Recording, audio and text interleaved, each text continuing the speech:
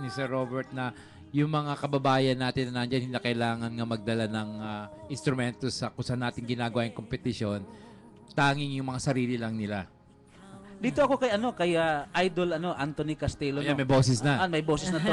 Of course, you are king of Kahit konti. you are a king of ballads in the Philippines sa musika. At aside from that, na-research ko rin na nagkaroon ka rin pelikula with Vilma Santos. Yes, Ano yung pelikula, Sir Anthony? Nakalimutan ko na yun. Ano yun? Ayun, ikaw yung leading lady doon ni ni Miss Vilma Santos. Leading lady ka. leading Pakawalan mo man, Pakawalan mo ako. Pakawalan mo ako. Sa dahil nagbago during your time, wala pa yung mga internet, 'di ba? Wala pa wala pa mga YouTube.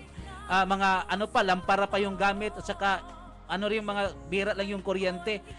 Kung sa ngayon yun nangyari dahil yung mga komposisyon ng mga magaling, sa palagay mo ba malaking tulong na yun kung ngayon yun nangyari yung sa panahon mo? Oo. Oo.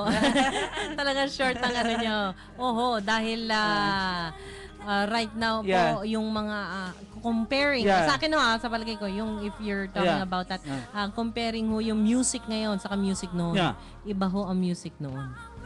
Sa ngayon. So talagang iba ho ang mga composition nung araw. So pagka kukumpara niyo ho ngayon, iba ho talaga. One of my favorites of Anthony Castillo is yung nang dahil sa pag-ibig yun, one of my favorites na sa akin yung kaya Anthony Castillo yung kanta na yan yung Kuya, music na yan. idol. Idol Tuloy mo na yung plaka bukas So balikan natin yung ikaw Eileen yung sister mo siya yung queen of jukebox, di ba? Jukebox queen, jukebox queen si Imelda Papin. Siya ba ay naka-influence niyo na kumanta talaga din? Opo, syempre po, isa po siya sa naging inspirasyon ko. Pero aside from her, yung magulang ko po. My mom and my dad ho, kumakanta rin ho eh. So siguro from them, dun ko nakuha po yung konting pag-awit ko. Saka kay Kuya Anthony. Yan ho ang daddy ko. Of course, kasama din natin nun ngayong hapon ang one of the yung comedian sa Pilipina hinahangaan natin si Sita Astal. Yeah! Mga gala. Sita, Kasama ito ka na natin rin. Walang boses si Kuya. Of course, magaling din to kumanta aside from being Ay, comedian. nako, Magaling kumanta to. maganda. Ay, Ma'am Sita, maayong hapon. Magandang hapon po. Mayong hapon din. Yeah, of course. Kung hindi ko nagkamali, 3 terms sa city councilor doon sa Manila, di ba? Yeah! Of course. 3 terms to na councilor. Ikaw, sumaba ka rin sa politika, di ba? Di ba, Eileen? Sumaba ka rin, I ran ho. Pero unfortunately, ikaw hindi dyan, nobles. tumakbo ka ba rin? Tumakbo ko sa putikan. Talaga? Bakit ganon? Yung mga artist, for example, yung mga artista, some of them na enter to politics, bakit ganon? Ano bang nandun sa politika, Ate Sita. Ma'am Sita, Ate Sita, ano nandun sa politika? Bakit sikat na kayo, kilala na kayo ng mga tao, bakit mag-join pa kayo sa politics? Sumali po ako kasi gusto kong ayusin yung syudad ko. So, ang dami akong mga suggestion, sinabihan akong tumakbo ka na lang. So, yun ang ginawa ko. And then, napatupad naman yung mga karamihan ng mga suggestion. Wala ka nang balak sa 2016 na bumalik sa konseho ng Maynila? Wala pa po. Wala pa pumalak. Pahinga muna tayo. Dito muna ako at Sa showbiz. nakita ko itong aking mahal. Nako! Nabuhay, nagkabusit ka na. Kanina wala akong boses. Nagkabusit ka, nagkabusit Nung ka na. nakita ko si Sita, nagkaroon ako ng boses. Sir Anthony, can you tell us a little about Dakilang Lahi Foundation? Ano tong Dakilang Lahi Foundation? Yung Dakilang Life Foundation. Talaga nagkaboses si Sir Anthony. Pinabihan lang ni Sita. Hindi, yung Dakilang Life Foundation ay hindi na Police Foundation. Maganda yon, at least maganda yon, ha? Maganda. Dakilang Life Foundation tungkol sa pagmamahal sa Diyos, bayan at tao. Yan. At pagmamahal ko sa sweetheart ko. Imbitado kayo sa kasal namin. Sa Mayo, December. Mayo, December. Mayo 2014. Sa Las Vegas. Wow! Kaya lahat ng mga byuda ay disappointed. Dahil humahabol pa sa akin. Kaya nila, Madam Auring. Mami Tunisia. At pati yung isa na gustong-gusto akong rapin, Sino yun? Sino yun? si Tia Pusit. Sorry na lang Ay, sila. inggit na inggit kay Sita.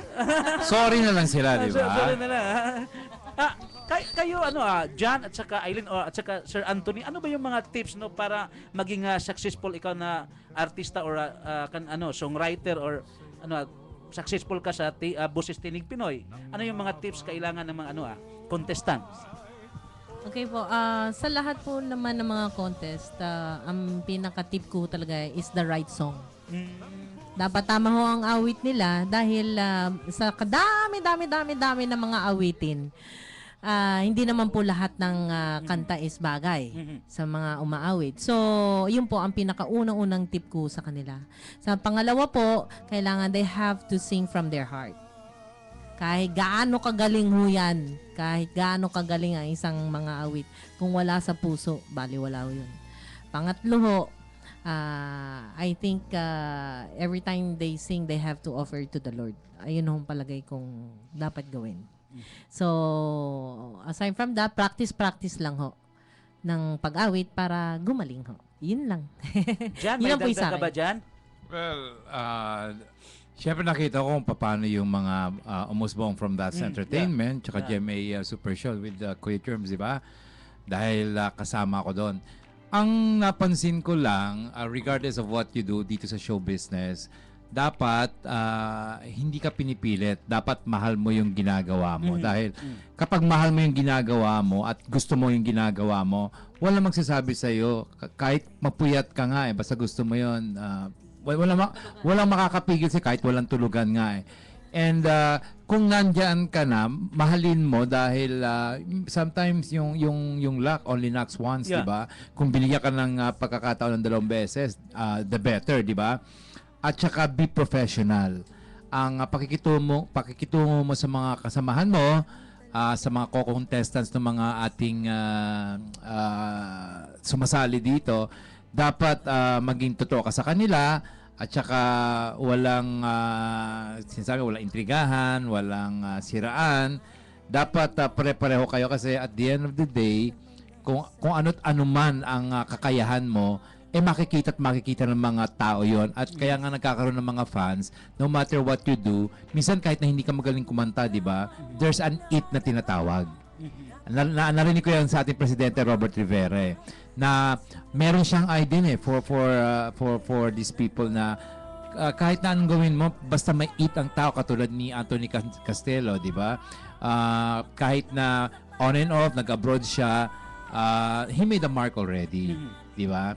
At palagay ko itong Boses Tinig Pinoy dahil naumpisahan na ito and nakita natin, na-realize ng ating kumpanya na talagang swak na swak to sa taste ng mga, especially mga kabataan na mga sumasali dito dahil they're given a chance to follow their dreams at saka gawa ng aksyon kung ano man yung gusto nilang gawin sa kanilang buhay. Kaya napakaganda talaga. Swak na swak itong Boses Tinig Pinoy. Kaya sana supportahan ninyo. Again, bukas po, 1 o'clock hanggang 5 o'clock in the afternoon po yan. Magsama-sama tayo. Hindi lang po contest ito. Dahil ito po, meron ding awitan, meron din tayong mga tawanan, at napakaraming kasiyahan na hindi dapat bayaran ng pera dahil libre po ito. So anybody can come. Kung medyo masikip na doon sa iba, we have a lot of room and a lot of good seats for you tomorrow. Sa J Center Mall yan po, starting at 1 o'clock p.m., January 17. Inaalay namin specifically itong Cebu stop namin sa ating pinakamamahal na Santo Niño dahil blessing din ito na dinala kami dito. Tama-tama para sa Viva Pete Santo Niño Senyor, di ba? Tama ba yung sinabi ko? Naintindihan niya na siguro yun. At yun po mga, palakpakan naman natin lahat ng mga tumulong sa atin dito. Yung mga estudyante ng mga volunteers. Si Tita Aida who flew all the way from Manila pa. Si Kuya Rene, Kuya Nestor. Baka meron akong mga nakakalimutan. Yung mga nagka-camera na kinakabahan ako sa motorcade natin. Para kinakarera pa yung mga kasama naming mga... But anyway, nakikita namin yung enthusiasm. Kaya napakaganda ng nakikita ko sa ating istasyon, sa ating RPN all over the Philippines na napakaganda simula. And I know that kung ano ang RPN nung araw ay ipagpapatuloy lamang uli nitong henerasyon na ito, itong time na ito with the leadership of our beloved Sir Robert Rivera. Bukas ba ay live ba to yung Tinig Boses Pinoy? Opo, live po ito. So mag-start tayo ng Alona. I think we have press con and then tuloy-tuloy na po ito. Aside from the contest itself, Kuya, we'll be having a mini show. Ako po ay aawit, si Kuya John, and of course, ang ating King of Ballad na si Mr. Anthony Costello. Di ba? Nagkaboses talaga. Nagkaboses, ha? Yung gusto sumali sa Dakilang Lahi or yung gustong kumontak sa amin sa Dakilang Lahi Foundation to find out what it's all about, they can contact me through castellomusic@yahoo.com, email castellomusic@yahoo.com, or text kami sa 0915-773-6601. 0915-773-6601. Anthony Costello or Dakilang Lahi Foundation. Salamat po. Yan. Okay po. So, Aileen, at saka Jan, mayroon, aside ikaw, mayroon kang show na yung walang tulugan. Mayroon ba kayong mga gigs din? right ikaw, now ikaw. po, dito wala sa Cebu. Pero Sa sa Manila po, meron ho kami February 13 ho. Sabay ganun. It's a pre-Valentine dinner show. Kami po ni Kuya Anthony Costello sa Manila po gagawin. At pupunta rin yata si Kuya. Mga date yan. May show ka rin, ha? Yeah, 13 po yon. And we'll be announcing a lot more of our shows po sa lahat ng RPN radio station. Yun po, yung sa Manila ho, sa mga may kamag-anak sa Manila, you could call us para ho makapanood sa amin sa 0915-660-8627. 0915-660-8627 para makapanood po sa amin yung mga kamag-anak po nandoon. Okay, si Kuya. Ako naman, gusto kong i-remind din yung mga listeners natin na si Kuya Germs Herman Moreno is very much a part of our Boses Tinig Pinoy. Hindi naman kaila sa ating lahat na alam niyo naman sa RPN 9, ang Superstar tumagal ng one of the longest running variety shows, ang Superstar ni Ate Guy. Sa mga ibang probinsya nakasama si Kuya Germs, and hopefully sana sa ating semifinals na gagawin sa Cagayan de Oro. Tama ba yun? Sa February 22, 2013 ay 2014 na, no? Yun, ha? Oo. Ay tangkilikin din ninyo at yung grand finals nga sa March, di ba? So, natutuwa ako dahil kahit na ako ay taga GMA, alam naman ng lahat yan. Natutuwa naman ako kay Sir Robert na nagkaroon ako ng pagkakataon din na ma-experience kung paano magtrabaho sa RPN. In fact, ngayon sa celebration natin ng Viva Pete Senyor dito, Sinulog, napakaraming lahat yata ng radio, lahat ng estasyon ng telebisyon, narito sila, may kanya-kanya kang particular So, panoorin natin lahat, pero huwag niyong kalilimutan, kung manonood po kayo, unahin niyo na muna ang Boses Tinig Pinoy. Dahil alauna ho kami magsisimula bukas, di ba? Oo. At huwag niyo rin kalilimutan po, every Saturday night po, medyo madaling araw na rin, 12:30, ang Walang Tulugan with the Master Showman. Hindi ko alam kung anong channel dito yan GMA Pinoy TV. Wala naman problema tayo dahil iisa lang naman ang hinihinga ng aming trabaho dito sa show business, di ba? Kaya nagpapasalamat ako at nagkaroon din ako ng pagkakataon talaga to work for RP and DYKC. And I think not only the contestants, pati ako, this is only beginning for all of us, di ba? Yes. Eileen? Opo, i-announce ko ho sa mga taong po nakikinig. Tuloy-tuloy pa po ang ating contest dito Yeah. sa Cebu until I think before our semifinals.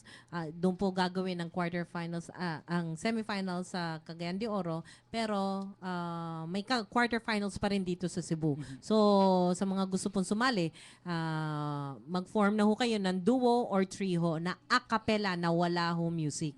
So pupunta lang po sila rito. So sa mga may kamag-anak naman po sa Bacolod, nandoon po kami sa February 7, pero 8 po yung contest naman doon. I think it's quarterfinals na ho yata ng Bacolod.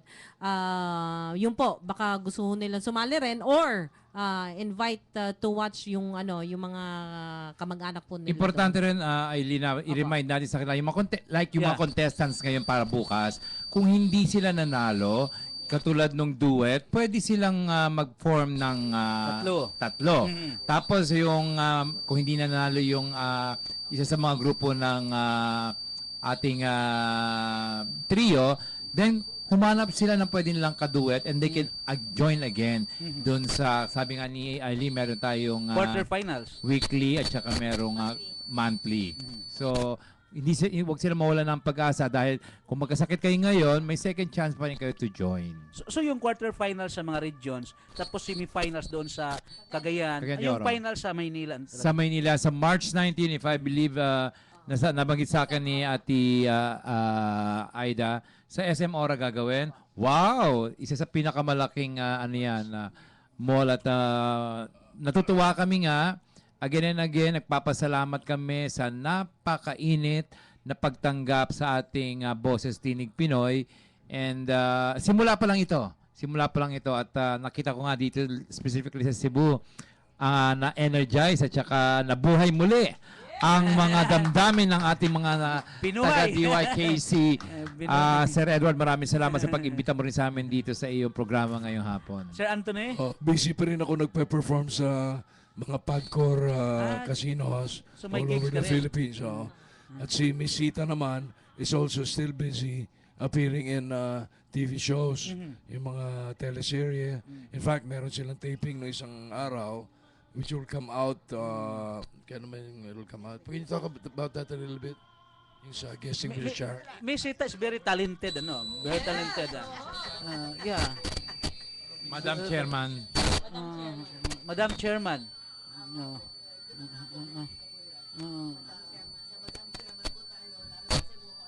Yan dito sa Cebu, pero sana panoorin nyo TV5 naman po. yun, TV5. Opo, TV5.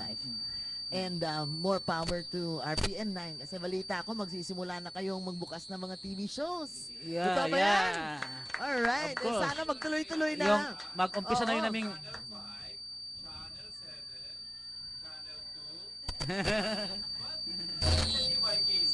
How about that? E sa susunod sa Channel 9 naman kami. Sasali mas lahat. maganda. Oh.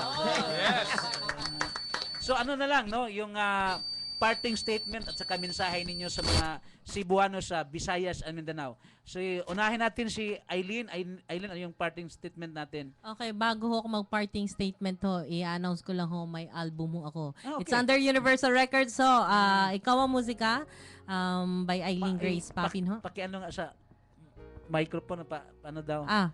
Lalapitan ko pa ba? Sample daw. sample! Gusto mo Sample, kala ko. yung version ng Amazing Grace. Maganda yun. Napakinggan. Maganda yun. Ang version mo. Favorite niyo pa. Ay, pasensya na ho. Ayun ho ang aking version. A few lines ho. Sige. Amazing grace, how sweet the sound. Bukas ho ang continuation. Wow! Dahil may nagbigay ng sample bago siya kanyang parting statement, mamaya si John din. Ay nga natin ng yung sample. Siyempre ho. Pero bago ho ako mag-parting statement din ho, maliban sa in-announce ko Yung ang album aking mo. album, i-announce ko lang ho, papaalala ko lang ho, doon sa mga nanood ho sa amin mga few years back dito sa RPN9 TV, may contest ho kami noon So, Ayun, pagalingan, ayun ang title. So, nag-air po kami rito noon. So, sa mga sumalin before na mga singing and basta mga nanonood ho noon sana nandun ho kayo tomorrow sa J Center Mall at 1 o'clock ho. Nandun na ho kami from 1 to 5 p.m. po. Tomorrow po yon, January 17. Yan po. Okay, so again, maraming salamat po sa inyo and God bless everyone. See you po tomorrow. Sir Anthony? Maayong buntag. Hapon. Hapon na, maayong hapon sa, Maayong hapon. sa imong lahaton. Kanina sa motorcade, napagkamalan ako si Dennis Padilla. Oh. Pero sabi ko, hindi ako si Dennis Padilla. Mas gwapo ka doon, sir. Ako si Anthony Castelo Jr. Kaya, isa pong malaking pagkakataon na nakapagbalik kami rito sa Cebu. Matagal na ako nagbabalik-balik dito nung araw pa nung nagsimula akong kumanta nung 6 months ago. Pero yung mga recording ko at mga awitin ay tuloy ang tinatangkilik ng mga kababayan natin. Totoo yan. Cebuano. Ang Cebu ay dakilang lalawigan ng mga bayani. Kaya hindi na malapit na. In 2021, we will be celebrating the quincentennial of the first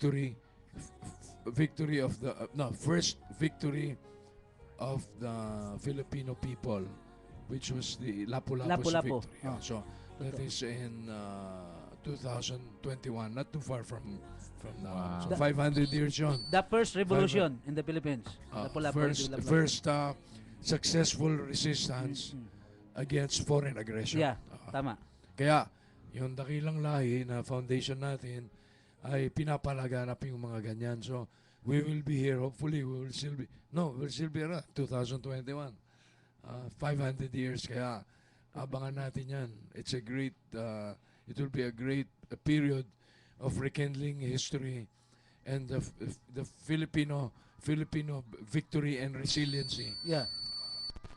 Salamat po. Parting statement, sir. Yun Ayun na. Thank you, sir. Sita.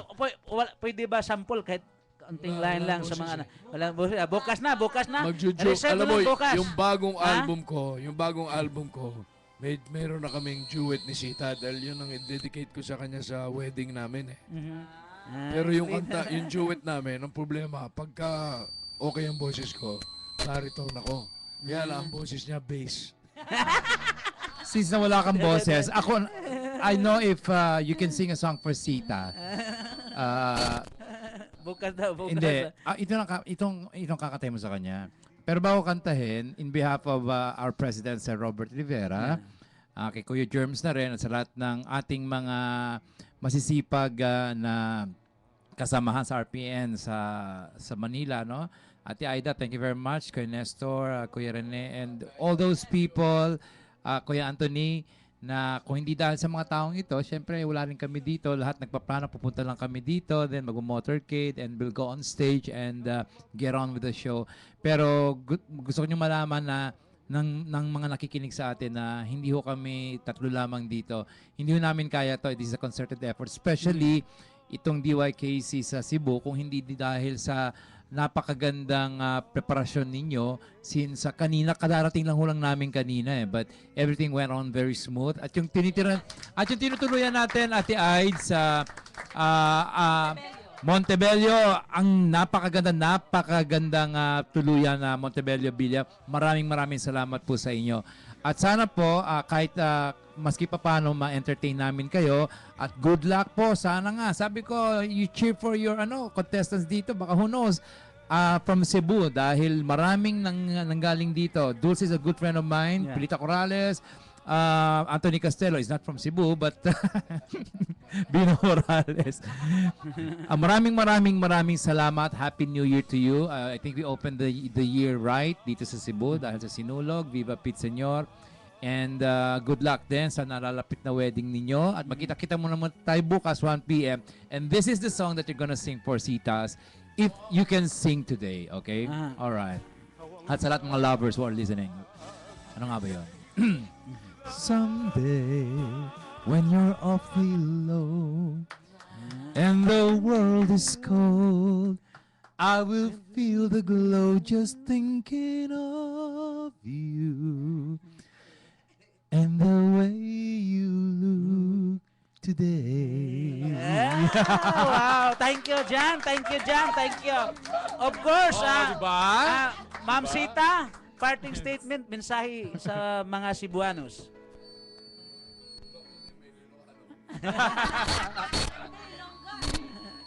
Ilocana with an Ilonggo accent. Diyos ko. Well, maayong hapon po sa inyong lahat dyan sa Cebu. At huwag nyo kalilimutan manood bukas, okay, sa J Center Mall nitong napakagandang acapella. At saka kung mahahabol nyo pa, meron kayong trio dyan na nakatago, aba mag-sign up na kayo bukas. At alam mo, nakukuha yan sa projection. Yan yung mga, hindi ba kanina may mga tips kayo? Yeah. Nakalimutan nilang sabihin, nakukuha yan sa projection. Yun ang kulay na. Walang kulay test. Ganun Totoo. kagaling kumanta, basta meron kang presence, tapos sakto. enjoy ka doon.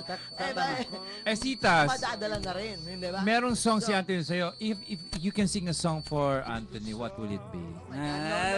Just a few lines. Come on. Few lines, few Come lines, few lines on. from a song. Come on. Alam mo, kakantahin niya, balat kayo. Literally, ha? Literally. Okay, So, Ano konti lang, kanta? few lines lang, few lines. Oh, sige. Kailangan kita. Lea Navarro ang peg niya.